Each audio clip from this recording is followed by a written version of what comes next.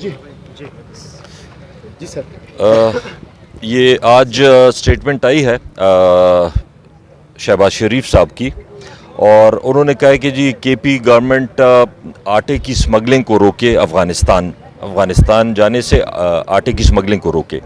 لیکن یہ جس طرح امپورٹڈ حکومت ہے، اور ان کو پتہ ہی نہیں ہے کہ ابھی جو بھی جس بارڈر پہ بھی فورسز ہوتی ہیں، چاہے وہ کسٹمز ہیں، چاہے جو بھی ادارے ہوتے ہیں، وہ وفاقی حکومت کے ہوتے ہیں.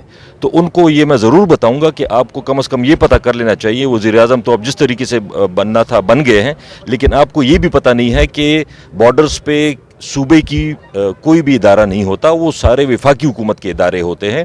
تو اول تو ایسی کوئی بات ہے ہی نہیں کہ وہاں پہ آٹا سمگل ہو رہا ہے. لیکن اگر سمگل ہو رہا ہے تو آپ پرائم منسٹر ہیں، نگران ہیں یا امپورٹڈ ہیں، جو بھی ہیں، تو آپ خود ان سے پوچھ لیں کہ کیوں آٹا سمگل ہو رہا ہے وہاں پہ.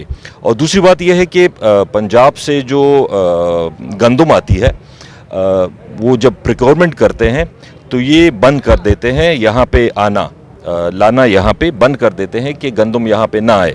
تو میں ان سے یہ بھی ریکویسٹ کروں گا کہ وہ کھول لیں، اگر کہیں پہ تھوڑی بہت بندش ہے بھی تو وہ بھی کھول لیں، تاکہ اس صوبے میں لوگوں کو آسانی سے آٹا اور گندم میسر آ جائے.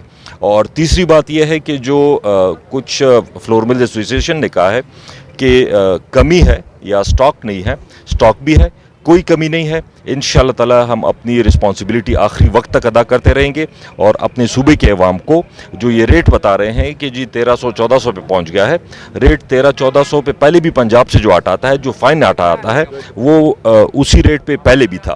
تو میں یہ ریکویسٹ کروں گا کہ کم از کم درستگی کر لیں. ایک اگر سمگلنگ ہو رہی ہے تو اپنے اداروں سے پوچھیں اور ان کے اوپر سختی کریں یا ان سے پوچھیں. اور دوسری بات یہ ہے کہ پنجاب سے جو گندم اس وقت آتی ہے اس کو بند نہ کریں، اور اس کو ریگولر جس طرح پہلے آتی ہے اس طرح آنے دیں اس کو. سر دادا کا